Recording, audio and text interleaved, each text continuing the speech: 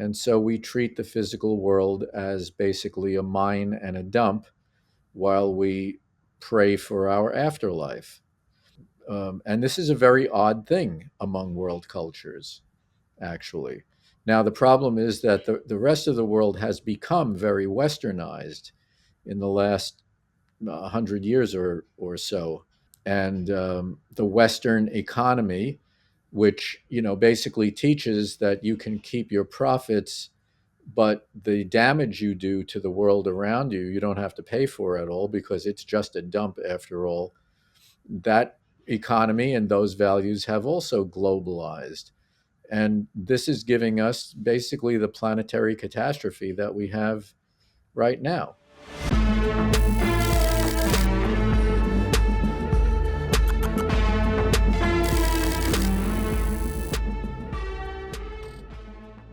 All right. I am fortunate to be joined today by Carl Safina. Carl, thank you for being on Urgent Futures. Well, it's my honor. Thank you. You obviously have written so many incredible books, and I mean your list of accomplishments is too vast to name here. What I Good. really want to talk to you today We'll pass about. that up. I'm sorry. We'll pass that up then. I'm really excited to talk to you today about Alfie Me. Okay, great. I this was such a powerful, profound read for me, and I almost felt like tricked in the best possible way, where I went in really excited to watch your journey, kind of getting to know this particular owl, but I ended up getting this, treatise on Western philosophy. And so I'd love to kind of open up to you to maybe describe for audiences, what is Alfie Me? All right. Well, first of all, Alfie is a real bird, and she's still alive. She's doing very well. She's going to be 7 years old this spring.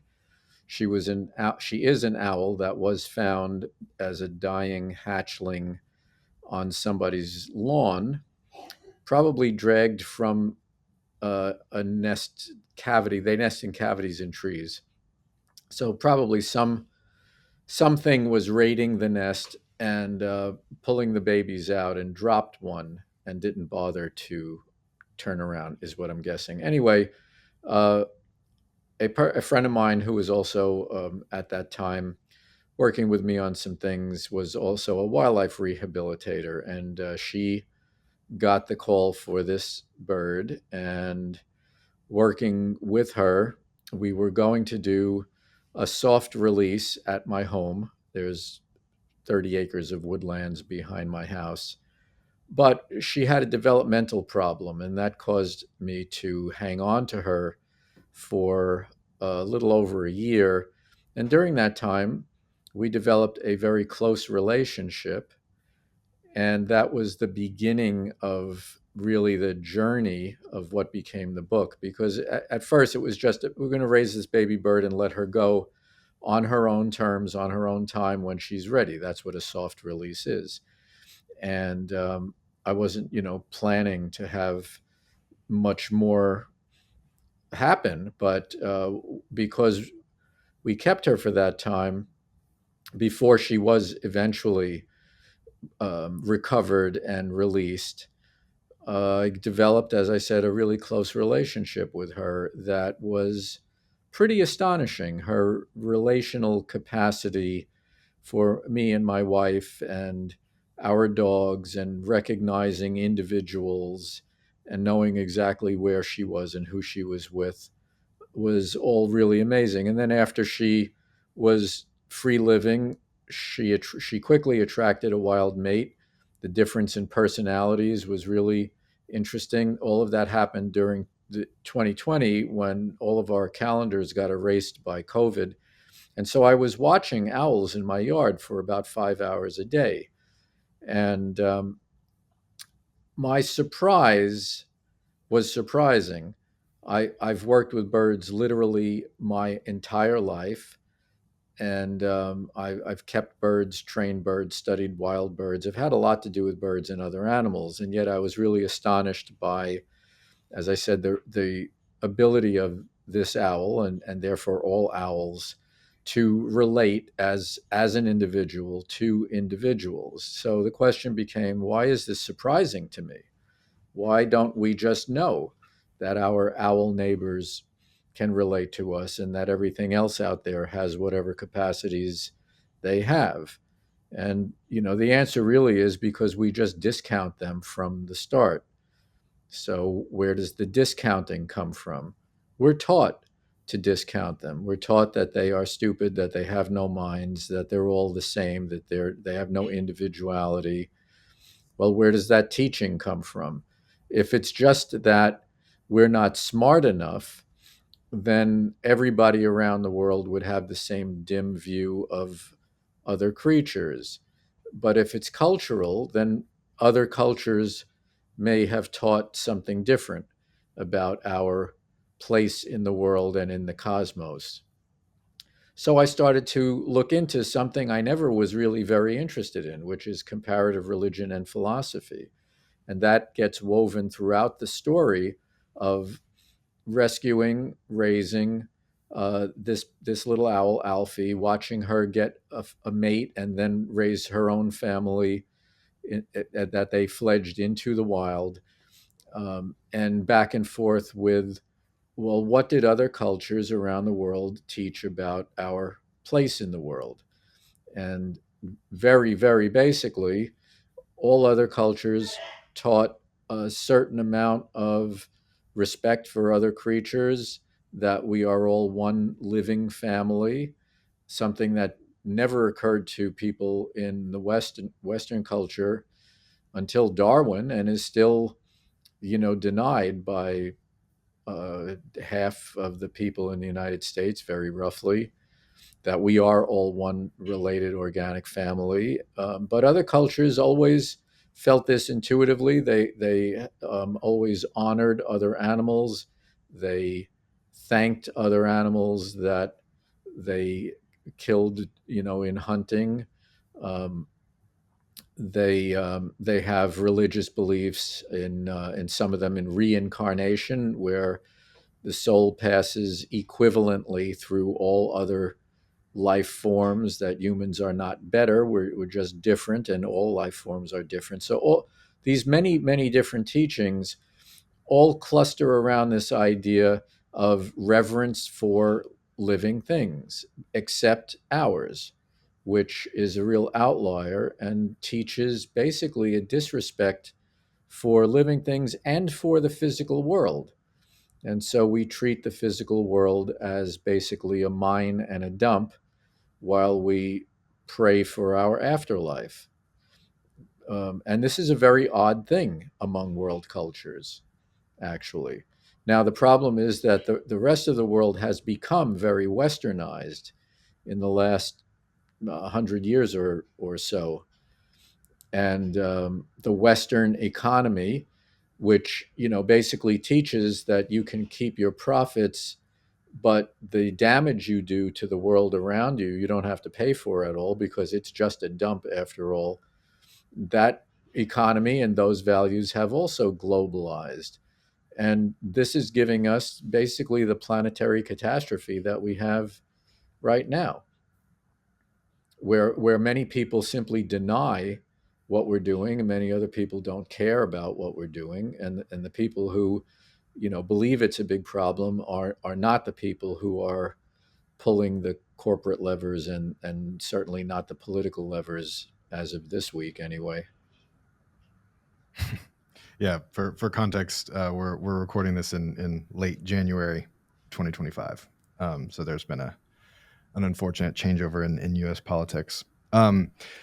When I was reading this book, I was like haunted by this memory I had in childhood, and it's one of those kind of like blurry, duct taped together memories. But I just remember something about hearing a dog yelping in pain and being told by an adult in my life, I don't remember who, that, oh, don't worry, dogs don't feel pain.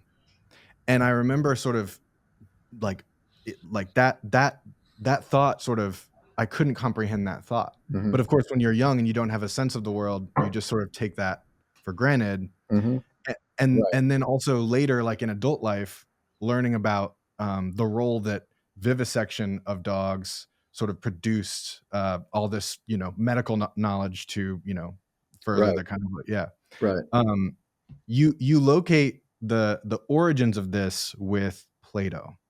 Could we kind of, I know that, talking about Plato, there's endless fields of study in books, but can you talk about what it is that Plato offered into the Western zeitgeist that initiates this separation between human beings Yeah. and Well, in a sense, it's really kind of all his fault because he was essentially the first person and certainly the first person of note to say that the physical world and the physical body are not good things, that the physical world is full of decay and disease, and that we we think because an eternal entity, which we would shorthand as a soul, is inside us doing our thinking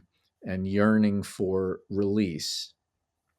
Some of that came from some ideas that were around at the time. But Plato had this idea that everything in the world is faulty.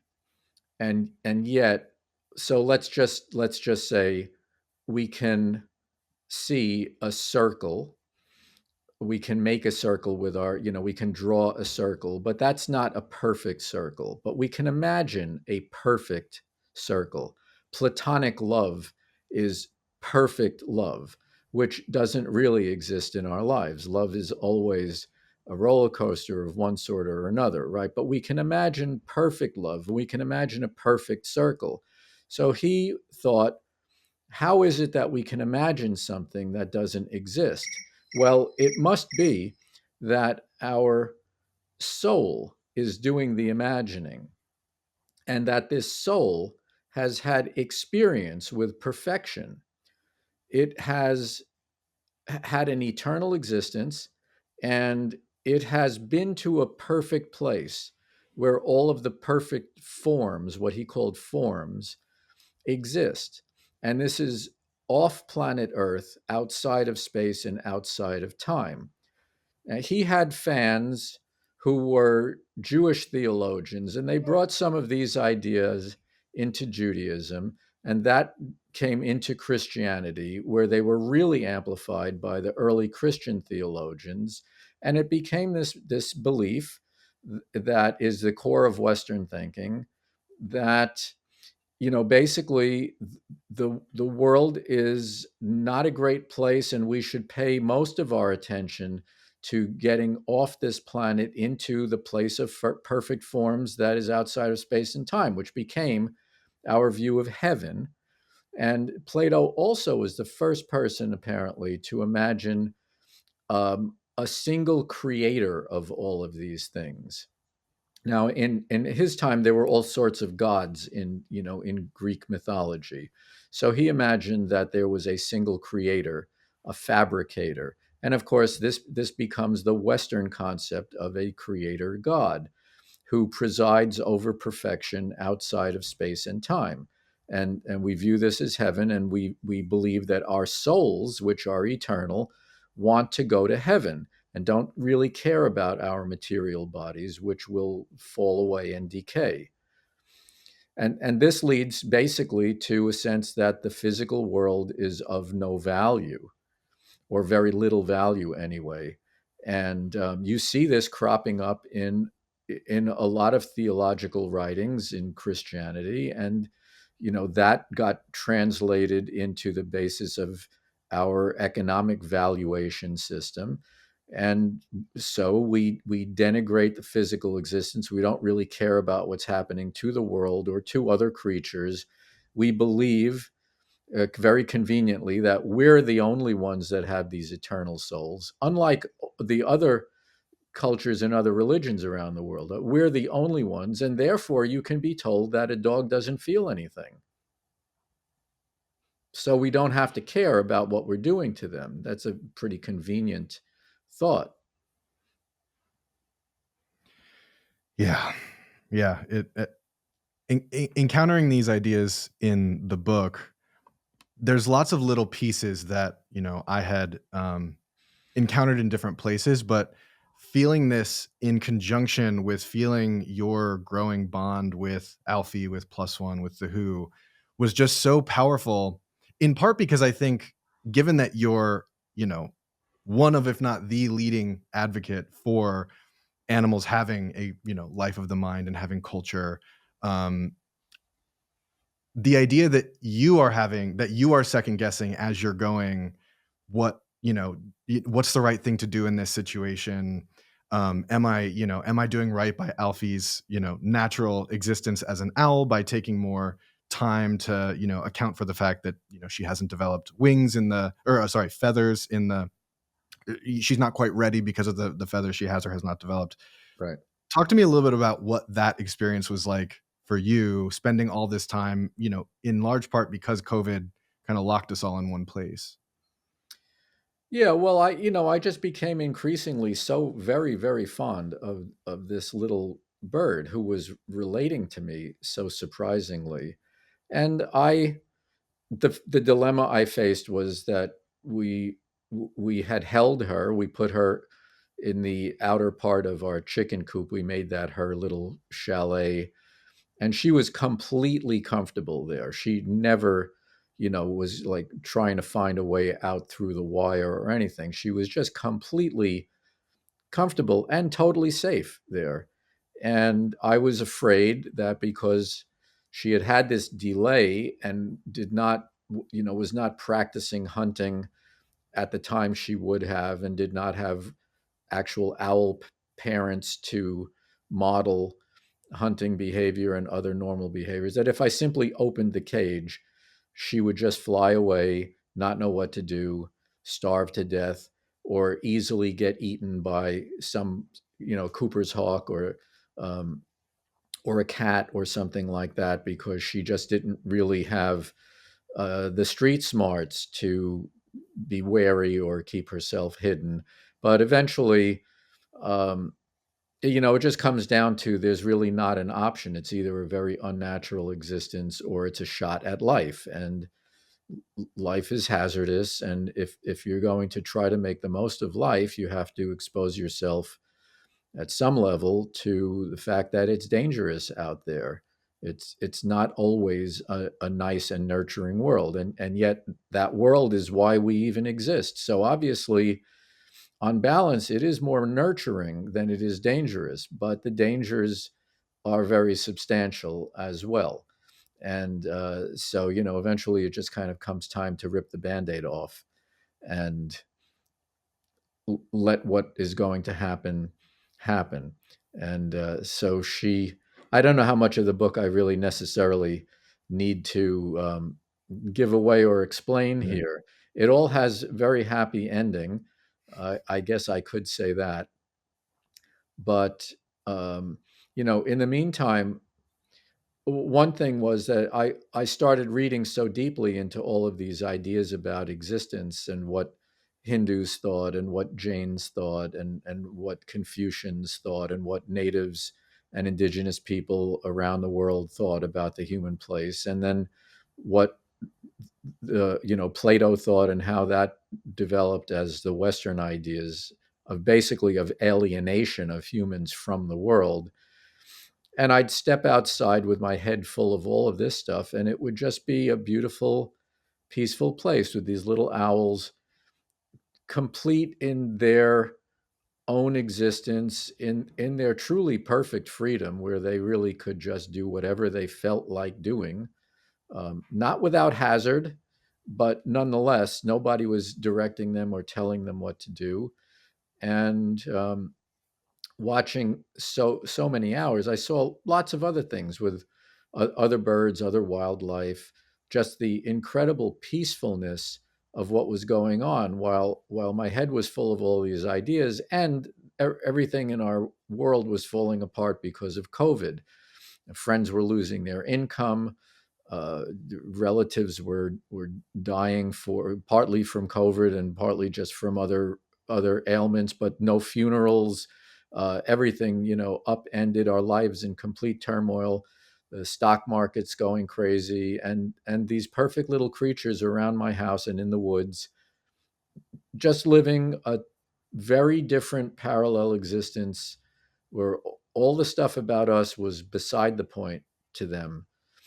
And it was like going through a portal, really. That's how it felt to me. I would step into her world. So she had a wing in our world and I had a foot in hers. And it was this bridge and it was really beautiful. I have to say that she continues to be a little bit of magic in our life. We see her almost every single night. She Mm. has raised a total of 15 young ones, Wow. and they've all, they all fledge into the wild. And she's had two different wild mates. She outlived her first mate. So, that continues. It's become a substantial part of my life at this point because it's going on 7 years now. Oh, that's wonderful. I had actually wanted to sort of bring us back to kind of Plato's impact on the development of science and how we understand the world around us. And this feels like a really fortuitous kind of place to do that because so much of what you're able to observe about Alfie, I mean, obviously, inevitably, it's informed by your own training, but also a lot of the things you're doing are kind of outside that paradigm. And so I'd love to invite you to kind of reflect on the relationship between how, yeah, Western philosophy has informed science. What are the maybe good things we should be taking from that? But also, what are the other ways we should be kind of looking at the world around us, understanding the world around us, and hopefully harming it less?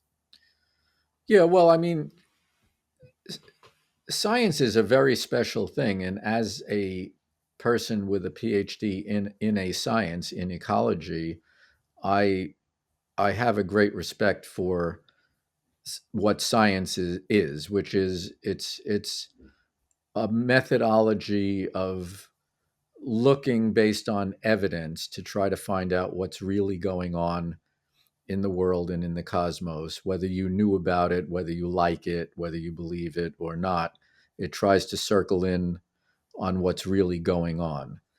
And there's nothing else that attempts to do that. And but the problem with science is it's done by people, and people are imperfect, as Plato would be the first one to tell us. And maybe that's the only thing I agree with Plato about. Um, but science also carries the values of its practitioners, and some of that does, involve, I would say, this residue that the world doesn't matter, that other creatures are way beneath us, that their suffering doesn't matter, and those those kinds of problems, or issues. I think I'm a little off point of your question. I forget exactly now what the question was. Oh, just wanting to like thinking about your experience with Alfie and the ways that you were engaging with Alfie as an individual and learning about like stepping through Oh that yeah, pool yeah. of Well, I was taught in college um, that other creatures have no inner experience, and other people were taught actually worse things, that basically they they were all machines, which was essentially what Descartes said, although he is widely misunderstood. He said that the body is a machine. He said that the human body is a machine. Our difference was that we have these eternal souls. So that was a Christian idea that got into Descartes, the fundamental part of Descartes' belief about the world. Even though he was sort of a secular thinker, or he comes across that way, this idea that only humans have souls is a basic thing that led him to believe that only humans can think, and that all other creatures are thoughtless machines. Although he did say that they may be sensate. In other words, he didn't discount the idea that they could feel pain or fear, but that they couldn't think about anything.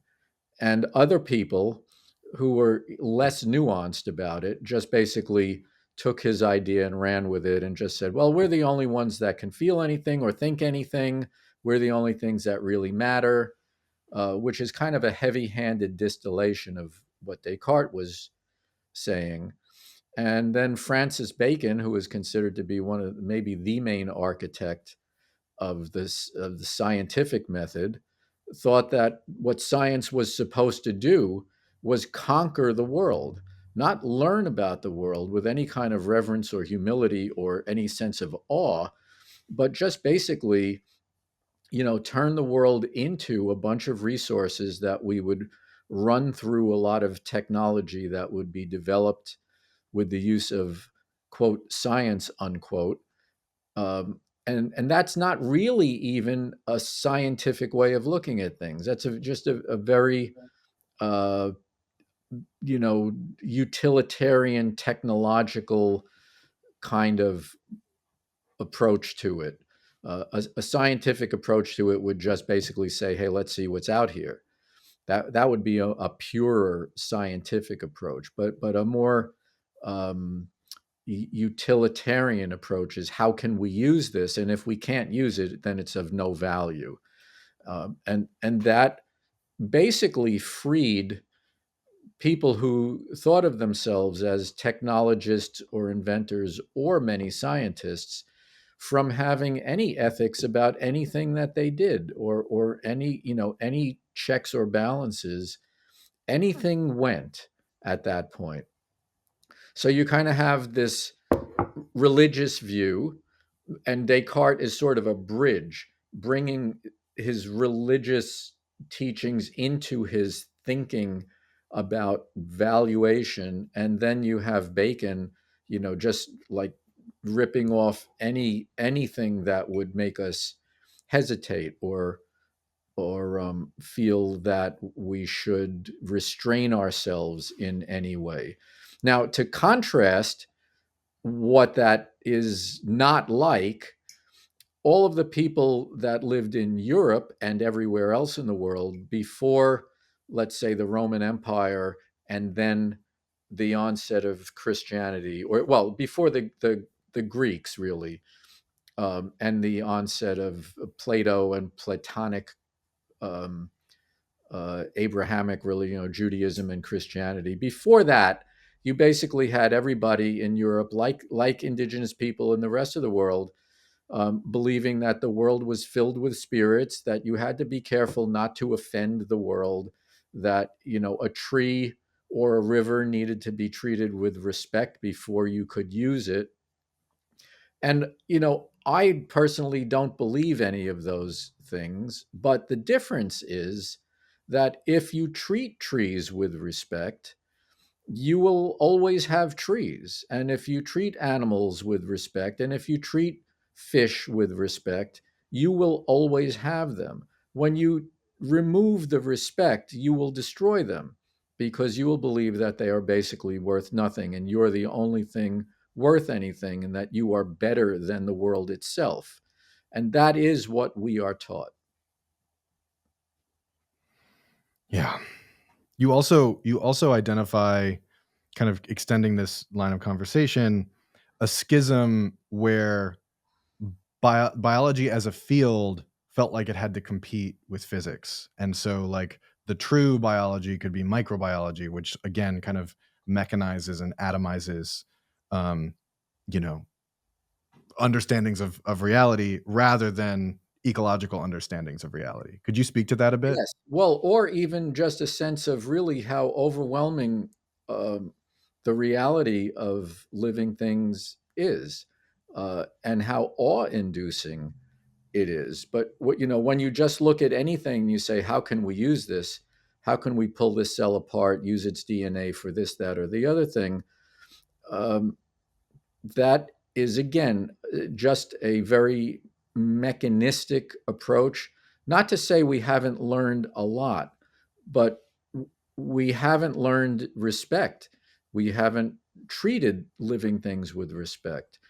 And that tends to, in subtle ways, the lack of respect that we are taught makes it almost impossible for us to react to life with an appropriate sense of awe. Just for instance, I'm writing something right now where I'm just learning for the first time because I'm an ecologist, right? So I study and am mainly interested in whole organisms and how they relate to each other and to the physical world, right? So now I'm starting to read a lot and learn a lot, or try to teach myself a lot about um, cells and what is really the basis of life at the smallest level. Now, I learned about cells in school, and what I learned about cells was that basically they're a little sack of watery fluid, and they have a thing in there called a nucleus, and in there is DNA, and then they have a thing called mitochondria, and that somehow takes some molecules and creates releases the energy that powers a cell. It's basically just a watery bag with a couple of little things in there. But what I'm learning is that there are millions of things jamming every cell, that cells have little timers in them, that almost all of them are capable of some kind of motion, that they actually have contingencies and feedbacks that result in essentially decision making. Some scientists believe all cells of all kinds are actually sentient. I don't know if that's true, but these are mind blowing possibilities that come directly from a scientific understanding of all the intricacies and the little pieces of cells at the molecular level. That's a scientific sort of thing where you take it apart and then you see how it fits back together again. But instead of just saying all the stuff that we can't use isn't worth anything to me, and so, I'm just going to have a simplistic view, no one actually has been able to define or to agree on a definition of what is aliveness, what makes things alive, and how in the world did life actually get going, because what has to happen in a cell all the time is so unbelievably complicated that nobody can quite imagine how that started from a bunch of non-living molecules. There are a lot of thoughts about it, but um, what's out there sort of in the popular notion is incredibly simplistic, and it's simplistic because we are not taught that life is completely astonishing. It's totally awe inducing. It overwhelms the capacity of the human mind to grasp it. And some of the smartest people are trying hard to understand it. But that's not how we approach it. We just talk about snipping DNA and um, uh, engineering this or that and making something better and making goldfish that glow in the dark and stuff like that. That is it's a very disrespectful way of approaching our own existence and actually even our own selves. Mm. And in And your and really truly the absolute miracle of what we are, and all of life on this incredible planet.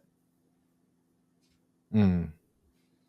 And you've spent a lot of your life arguing a similar version of this, and I'm wondering, have you how do people typically react? Because I can, make a certain presumption that a lot of people, during the presentation or after the documentary, feel very, kind of in line with the ideas, but then it doesn't actually translate to any, meaningful sort of change. I'm wondering, are there things that you've seen really land with people where there's attitudinal change and a shift toward more respect for the living world? We're all embedded in a system that is run on values that are kind of antithetical to what I'm talking about. And merely recognizing certain things or coming to see certain things in the way that I've come to see them, doesn't give you a free hand to help make the world a better place, other than what we can do as individuals with our own choices about what we eat or what we drive or how we live, and organizations we can join and try to be part of something positive. But when I was, coming of age, as the expression goes, when I was in junior high school, the whole environmental movement ignited, and all of the environmental laws started happening in the United States and around the world. And people really kind of were getting it. The first Earth Day, 20% of Americans participated in some Earth Day activity. Now it's this forlorn little forgotten sort of designation. Nobody really does much of anything. And we're rolling back environmental protections. We are pulling out of international agreements. We are going really in the opposite direction to what would be needed to create and live in a much more beautiful world and a much more beautiful society and culture that was, run on reverence and kindness and respect and sustainability, and coexistence with people and the rest of the, pageant of life. We're it's not a thing that is building. It is a thing that is declining, and that is, frankly, really dispiriting to a person like myself at this point. But I've also seen some things that looked like they were in terrible shape actually turn around. And the good thing about bad times is that when things change, they will change for the better. I appreciate that optimism. I've to be very candid, I've been feeling a lot of despair on this particular front. Like knowing, I spoke to Rodolfo Dirzo and Gerardo Ceballos and Yeah, Paul R. Ehrlich, those colleague. are all great people. Yeah. Yeah, my brief time speaking with them, I really treasure. And of course, they've written this incredible book called Before They Vanish about biodiversity loss, and so really confronting biodiversity loss, both as an ongoing phenomenon, but also the sort of perilous moment we are in related to biodiversity loss. To know all of that and to have confronted that, and then now we have the Trump presidency. um, yeah, I'm reaching around. I'm doing what I can. I'm continuing to talk to folks like Yeah. you. But how are you? I don't know. How are you sort of, applying anxiety to action, or do you Well, have I think, any kind of what you advice? do is you apply action to anxiety, more like I often, this is a, literally a thing that I experience very frequently. I'll be in my studio working on something I'm writing, or I'll be reading, some new journal articles or something, and I will come across things that are stupendously depressing and just feel like it's all lost. And then I'll need a break, or I'll want to go get a cup of coffee or something, and I'll step outside and the world will be peaceful, and all the birds that were ever in our yard are still in our yard, and I'll realize that that storm in my head is a distillation of a lot of bad things that are happening, but it's not an averaging of the whole world. I'm focused on some very bad news that I just got. I'm not sensing the world in a totally even and objective way. But when I do that, and when I'm outside, and this is one reason that I really like to go out in my boat and get out on the ocean. What I see, for instance, is birds that were believed doomed when I was in high school because of pesticides and DDT, especially ospreys, because we're near the coast here, the big fish hawks. They were erased from the eastern seaboard when I was an adolescent.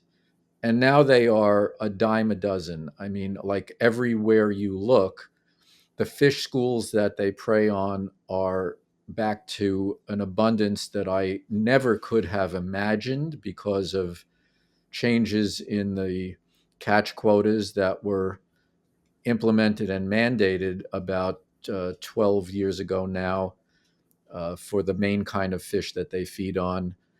That the recovery of those fish has brought whales all along the beaches. We see whales from the beach now almost every time we're just walking the dogs in the summer, and dolphins. We go offshore. There's more dolphins than I've ever seen before in this region.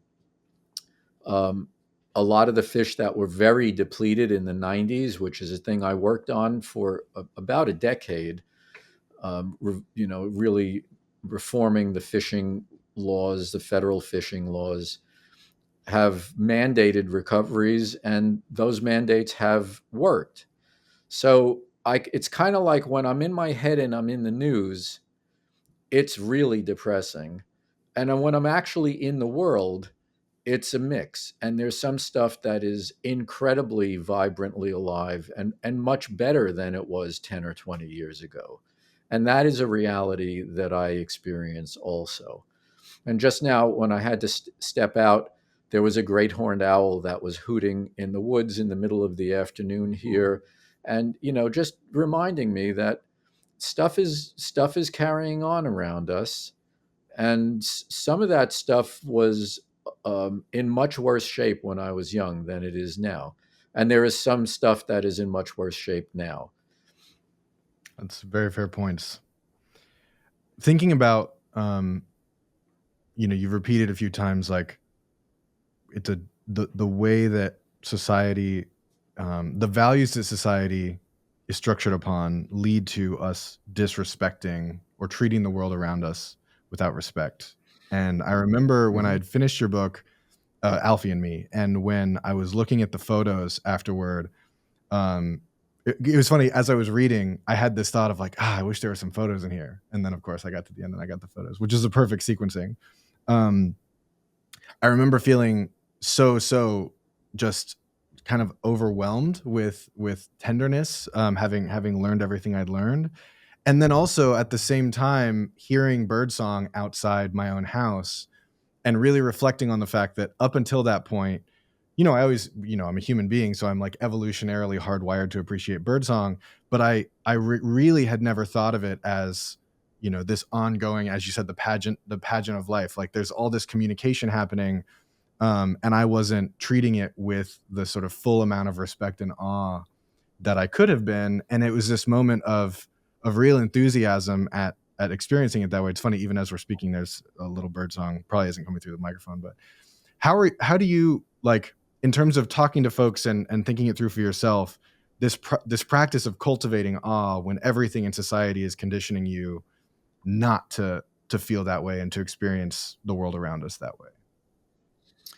Yeah, well, I don't know. Interestingly enough, for some reason, it's for me personally. I always loved animals from the time I was a little kid. I don't really know exactly why. I It just caught me because I didn't grow up in a wild place with a lot of animals. I grew up in Brooklyn, New York. I was a city kid, and something about them totally fascinated me. And I guess the rarity of them in my life made them seem extremely exotic. Almost everything in the real world was totally outside my reality, except for concrete and cars.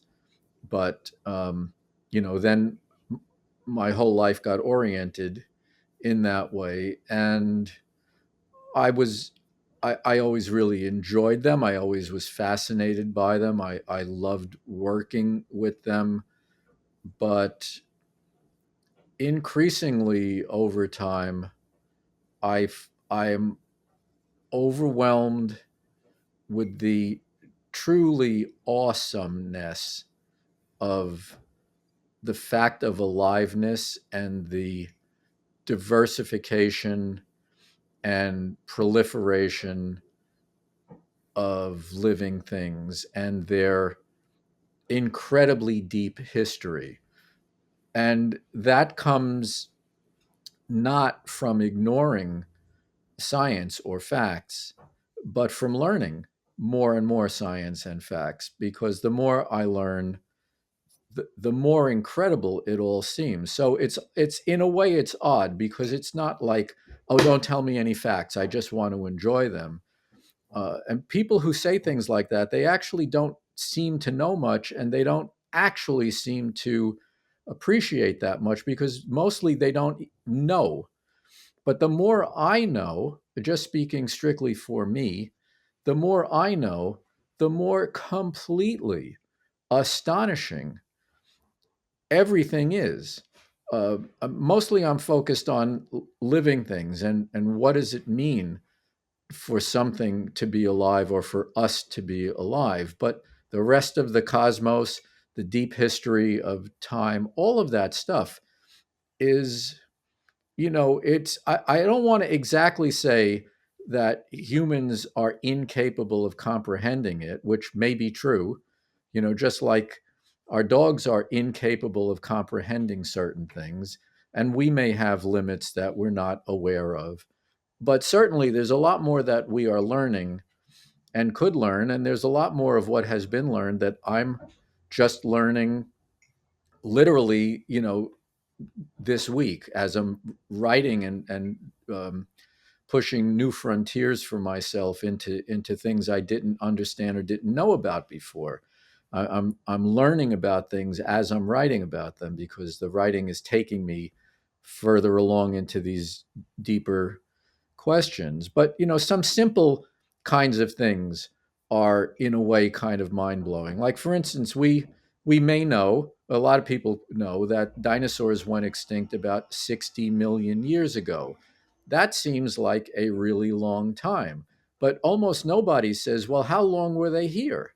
You think that they were here 60 million years ago and then they vanished. Well, they existed for 120 million years and they've been gone for 60. So the time between now and their extinction is only one third of the time between now and their appearance. And they were here for 120 million years. We don't really comprehend those kinds of stretches of time because our species existed for 1/5 of 1 million years. Our country has been here for 250 years.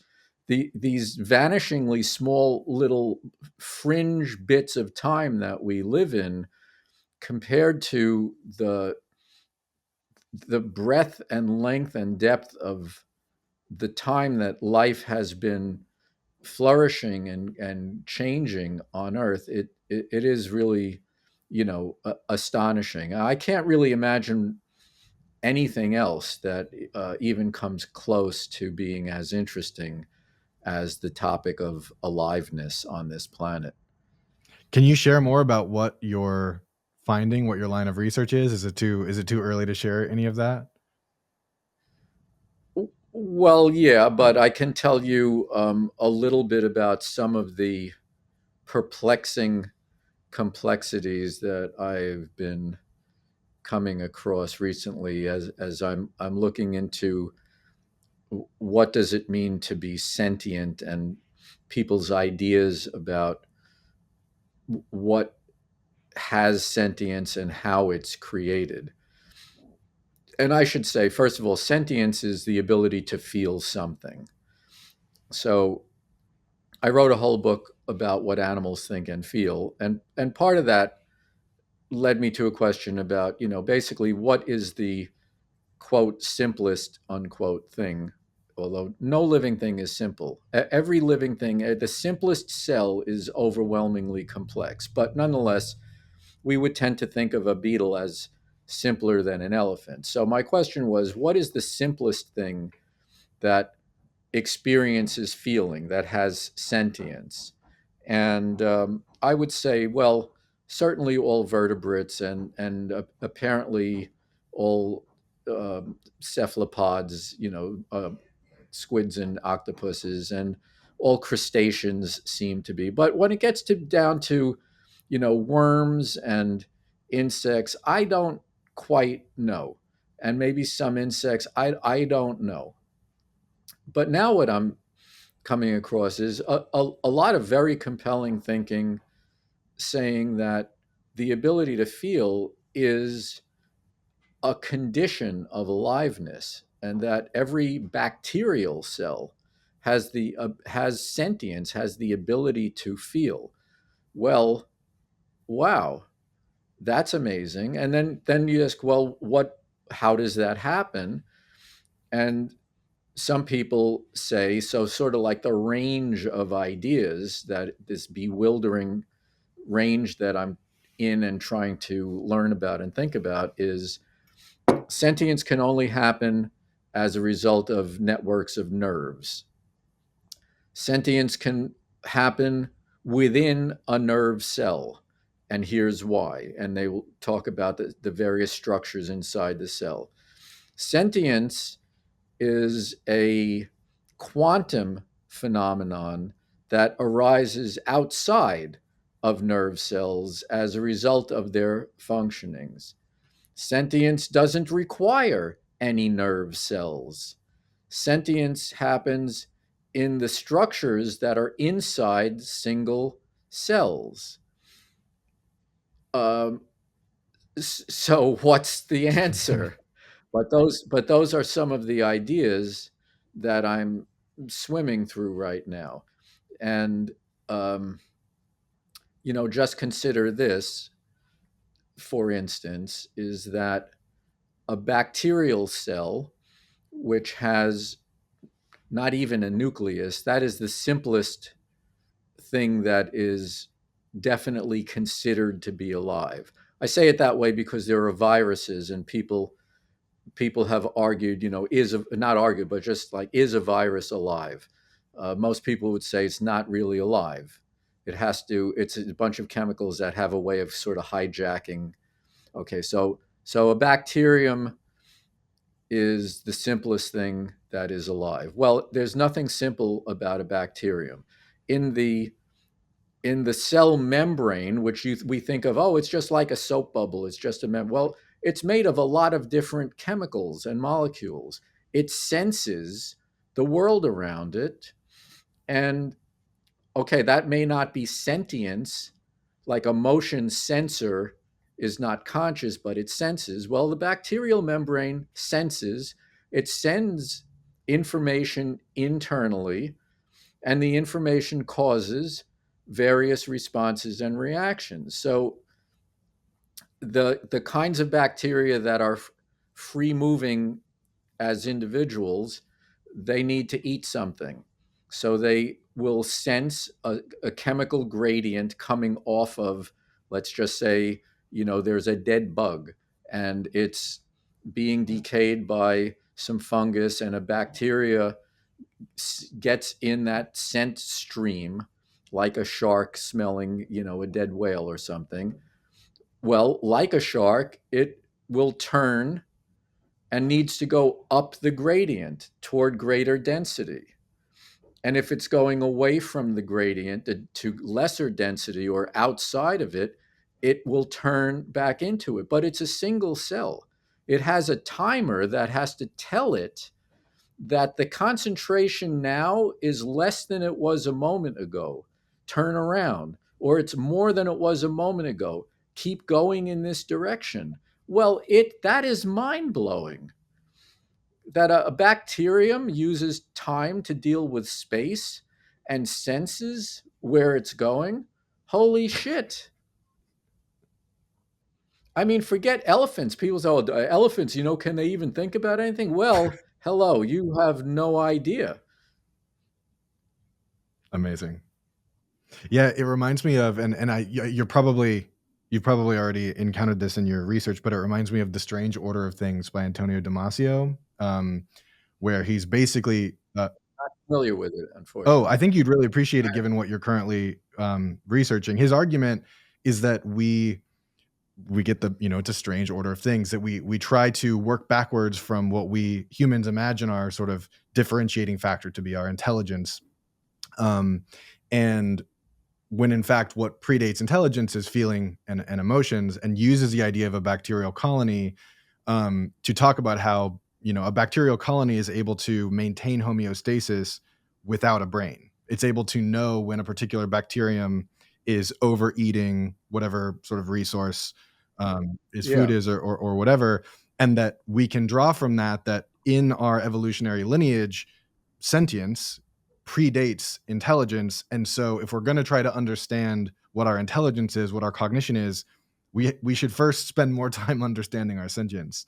Um, Yeah, well, this thing about approaching life from a respectful versus a disrespectful point of view, we talked about how most of science, which is mostly Western, basically approaches it without a sense of reverence. But there are people and I just read some papers by a couple of people who are they're legitimately academicians, but they're in India, so they have been immersed in a different kind of culture, in a different view of life, and their research and reasoning leads them to the conclusion that sentience existed before anything, and that sentience is a basic condition of existence itself. Okay, that may be wrong. It may be right. It sounds a lot like God. And who exactly knows? But the point is that human ideas about this are really they span a very very wide range at present, and I I find myself drawn to some of the ideas that um, suggest that the physical structures of cells and the physical activities of neurons lead to what people call emergent properties, and that sentience is an emergent property that happens as a result of these physical things, but isn't quite in there. And that may be wrong too. I don't know. But my way of thinking about it is kind of that if you look at a car, speed is not a characteristic of the car. You could take the whole car apart, you won't find speed in the car. But speed happens as a result of the workings of the car. In a way, emergent properties are are just another level up in how the thing works, but they're not quite in the physical parts. And so, like, my ability to imagine my mother's face is not, I don't think my mother's face is in any of my brain cells, but something in there creates this emergent property that allows me to envision her face. So just based on my own thinking through that, I kind of feel like the answer about sentience must be somewhere in the emergent properties of the chemical activities. Fast. So I kind of don't believe the assertion that sentience sentience existed before the universe and created the universe. And I don't exactly believe that brain cells lighting up because they're active is the same thing as imagining my mother's face. I think the reality is kind of somewhere in there. And I just find it very, very interesting to try to learn about what is really going on. Absolutely. And beyond being fascinating, it seems like if we had more clarity about the origins of life and like what aliveness means, it would probably be easier to, protect our fellow Earthlings, from toxic ideologies. Well, yeah, maybe. I do think that the values underpin everything because if if you have a, if you just have a respectful approach, you will approach everything respectfully, and if you don't, you won't. And the same thing goes for really every technology. All technology serves the values that send it. If the values are I don't really care what happens, well, you'll just keep throwing stuff out there that has all kinds of effects and implications for people. And if your values are, well, we need certain guide rails because we don't really want this to happen, or we want to make sure that it can be sustained, or we want to make sure that human dignity is preserved, then you might take the same technologies and just aim them better and limit them in certain ways. I mean, we don't allow people to just drive all over everybody's front lawn and, do whatever they want. We have lanes, we have traffic lights. We at least know that much about cars, but we approach almost nothing else that way. Well, and least of all, technologies and like emerging technologies, which are given license to go run amok before we ever try to regulate them. Absolutely. Yeah. And we know what we're talking about. Yep. Um, well, this has been a super fascinating conversation, and I hope a really wonderful invitation into Alfie and Me, because I think people absolutely need to read it. It should be required reading. I have three recurring questions I like to ask to close each episode. Okay, let's try Yeah. that. So, what is one thing you wish people paid more attention to? The miracle of life. I don't know how to say it any better than that. No need to. What's one resource you would recommend for making better sense of reality? There's a recent book I read called How Life Works by Philip Ball that is really, really good. Um, and I think anything Charles Darwin ever wrote is also really, really good because he was a tremendously insightful genius, but also um, no idea frightened him, and he had a lot of humility as well. So he's a good role model too. Amazing. And what is one moment when your sense of reality was disrupted?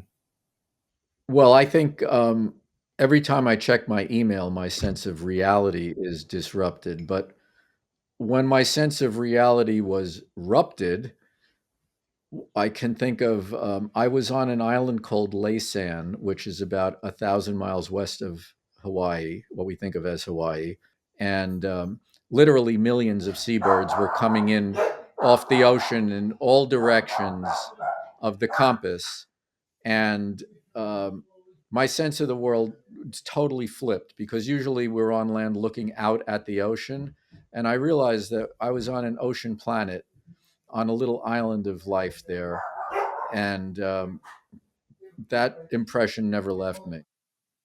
Amazing. It's also beautiful to have the sonic accompaniment of more life. Um, Yeah, sorry about oh, that. Well, if we didn't have a burst pipe in here today and the plumber here trying to fix things and the dogs barking at the plumber, it would have been a little bit less disrupted. well, maybe it So, would have been less interesting as a result. Um, any okay. other? You mentioned Alfie, that this has been the 7-year journey. Any final updates on Alfie for folks who maybe are curious the state of affairs in 2025? Well, the big question is when is her mate going to show up again? Because they're not supposed to be migratory, but both of her mates have been very, very scarce in the winter. They may be nearby, they may have overlapping territories, they may actually have moved when they're not supposed to, if you read about screech owls. Um, but it is now the end of January, and she needs to have a mate by the end of February. So this is the big thing that I'm a little worried about now. The after her first mate failed to appear, she did not have a mate the whole following breeding season, and that was a very sad time. And then she got a new mate for the last 2 seasons, but I haven't heard him since October. So I'm hoping he's still around, and I'm hoping he's going to show up. He needs to come back by the end of next month. Well, I'll cross my fingers. Okay. Carl, thank you so much for being on Urgent Futures. Thank you very, very much. And sorry for all the barking, but I'm not really going to apologize. I love my dogs. This podcast is edited and produced by Adam Labrie and me, Jesse Damiani. The podcast is presented by Reality Studies. You can learn more by visiting realitystudies.co. And if you appreciate the work I'm doing, please subscribe and share it with someone you think would enjoy it.